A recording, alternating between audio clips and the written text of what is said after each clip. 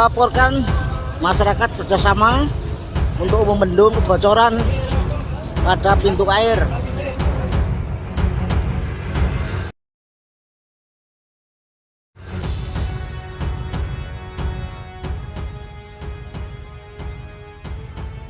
Menjelang tahun baru, di kota Semarang diwarnai banjir di sejumlah wilayah. Banjir mengenangi beberapa titik di ibu kota Provinsi Jawa Tengah tersebut setelah hujan mengguyur dengan intensitas tinggi pada hari Jumat 31 Desember 2021.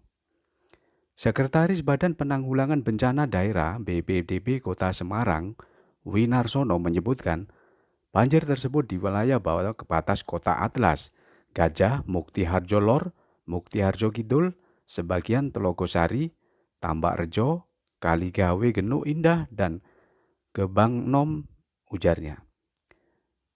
Menurut dia, banjir di sejumlah ruas jalan tersebut mencapai setengah meter, rata-rata antara 20 sampai 30 cm.